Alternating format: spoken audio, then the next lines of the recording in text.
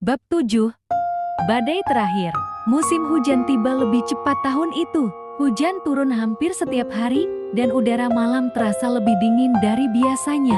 Tapi bukan cuaca yang membuat Bu Maire tak bisa tidur malam-malam belakangan. Sejak 2 minggu terakhir, Raffi sering demam tinggi, batuk tak kunjung reda, dan mulai sesak napas saat tidur. Puskesmas memberi rujukan ke rumah sakit daerah. Dokter menyarankan pemeriksaan paru-paru dan CT scan. Tapi biaya adalah soal yang tak pernah sederhana bagi keluarga mereka.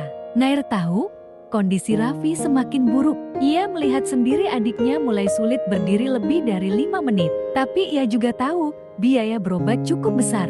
Di saat bersamaan, ia baru saja menerima undangan wawancara program beasiswa penuh untuk sekolah unggulan di kota provinsi.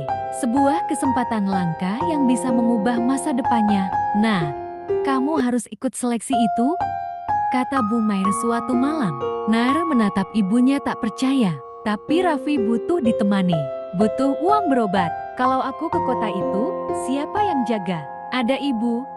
Dan kamu tidak boleh menyia-nyiakan usaha ayahmu. Juga semua yang sudah kamu jalani. Kita bisa cari cara lain untuk Raffi, tapi kesempatanmu belum tentu datang 2 kali. Hari wawancara beasiswa tiba. Nair berangkat naik bus ke kota dengan membawa tas kecil, buku catatan, dan surat dari kepala sekolah. Namun sepanjang perjalanan, pikirannya berkecamuk. Setiap kali ponselnya bergetar, ia panik takut itu kabar dari rumah. Di ruang wawancara, seorang pewawancara bertanya, "Apa yang paling kamu takutkan dalam hidup?" Nair, ia terdiam, lalu menjawab lirih, "Bukan kegagalan, tapi kehilangan." "Lalu apa yang kamu pelajari dari kehilangan?" Nair mengangkat kepalanya. Bahwa ketika seseorang pergi, bukan hanya kenangan yang tertinggal, tapi juga kekuatan. "Saya kehilangan ayah, tapi dari itu, saya belajar berdiri." Pewawancara mengangguk. "Terima kasih, Naire."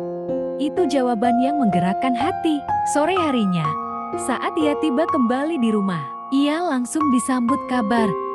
Raffi dirawat di rumah sakit. Bu Maire terlihat panik dan kelelahan. Mereka tak sempat menunggu donasi atau bantuan. Ia terpaksa menggadaikan perhiasan terakhir yang diwariskan, mendiang nenek untuk biaya awal rawat inap. Nair masuk ke ruang perawatan. Raffi sedang tidur, wajahnya pucat, masker oksigen menutupi setengah wajahnya. Nair duduk di tepi ranjang, menggenggam tangan kecil itu dan berbisik, "Kamu harus kuat. Aku janji, ini bukan akhir kita." Malam itu hujan deras. Rumah sakit sepi. Nair duduk di lorong sambil